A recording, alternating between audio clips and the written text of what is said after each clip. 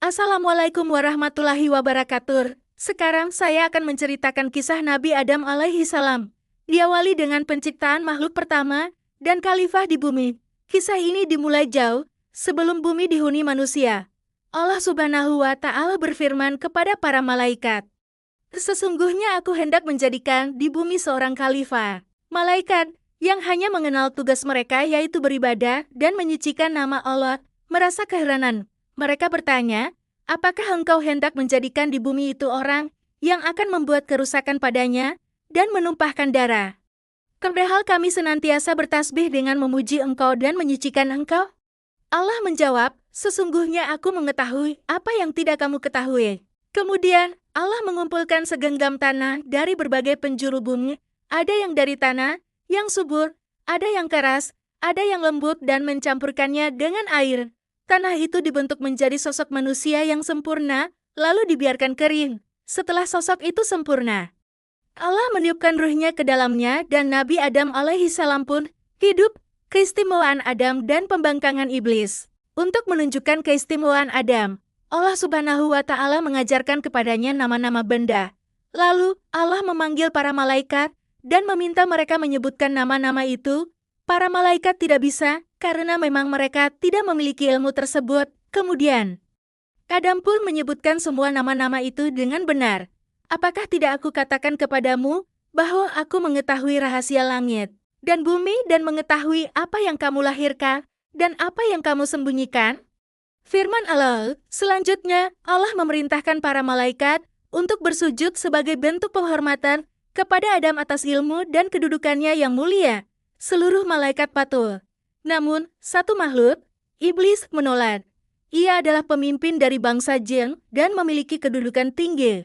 Dengan sombong, ia berkata, "Aku lebih baik darinya. Engkau ciptakan aku dari api, sedangkan dia engkau ciptakan dari tanah." Karena kesombongan dan penolakannya, iblis dikeluarkan dari surga dan dilaknat oleh Allah. Ia pun bersumpah akan menyesatkan keturunan Adam hingga hari kiamat. Pasangan dan godaan di surga. Setelah beberapa lama di surga, Nabi Adam merasa kesepian. Allah dengan rahmatnya menciptakan Siti Hawa dari tulang rusuknya yang paling kiri saat Adam tertidur. Hawa diciptakan sebagai pendamping yang akan menemaninya dalam suka dan duka. Allah mengizinkan Adam dan Hawa untuk tinggal di surga dan menikmati segala kenikmatan. Dengan satu syarat, janganlah kamu dekati pohon ini yang menyebabkan kamu termasuk orang-orang yang zalim. Iblis yang sudah dendam mulai melancarkan tipu dayanya. Ia membisikkan godaan kepada Adam dan Hawa, meyakinkan mereka bahwa buah pohon itu adalah pohon kekekalan dan akan menjadikan mereka malaikat. Adam dan Hawa, yang saat itu belum pernah mengenal tipu daya, akhirnya tergoda. Mereka memakan buah tersebut. Seketika aurat mereka terbuka dan rasa malu pun muncul. Mereka segera menutupi aurat mereka dengan daun uniran surga dan menyesali perbuatan mereka. Taubat, pengampunan, dan kehidupan di bumi. Dengan penuh penyesalan, Adam dan Hawa segera berdoa memohon ampunan kepada Allah. "Ya Tuhan kami telah menganiaya diri kami sendiri.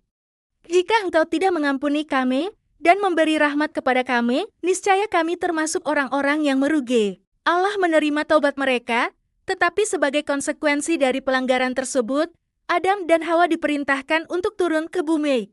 Ini adalah awal kehidupan manusia di dunia. Kisah berlanjut dengan turunnya Adam di sebuah gunung di Sri Lanka dan Hawa di Jazirah Arab. Mereka berpisah selama bertahun-tahun, hingga akhirnya dipertemukan kembali oleh Allah di sebuah bukit yang kini dikenal sebagai Jabal Rahmah, Bukit Kasih Sayang di dekat Mekah. Di bumi, Adam dan Hawa berjuang menghadapi tantangan hidup. Mereka memulai peradaban manusia, membangun keluarga, dan menyebarkan keturunan. Mereka mengajarkan anak-anak mereka tentang keesaan Allah dan pentingnya beribadah. Hikmah di balik kisah adalah, kisah ini tidak hanya menceritakan asal-usul manusia, tetapi juga memberikan banyak pelajaran. Pertama, kemuliaan manusia. Allah menciptakan manusia sebagai makhluk yang paling mulia dengan akal dan ilmu. Kedua, bahaya kesombongan. Kisah iblis menjadi peringatan bahwa kesombongan adalah dosa besar yang dapat menjauhkan kita dari rahmat Allah. Ketiga, pengaruh godaan. Godaan iblis akan selalu ada, dan kita harus selalu waspada agar tidak terjerumus dalam tipu dayanya. Terakhir, pentingnya taubat. Meskipun manusia adalah makhluk yang tidak luput dari kesalahan, Allah Maha Pengampun. Pintu taubat selalu terbuka bagi hambanya yang menyesal dengan tulus. Sekian dari kisah Nabi Adam alaihissalam. Mohon maaf jika ada kekurangan atau kesalahan. Wassalamualaikum warahmatullahi wabarakatuh.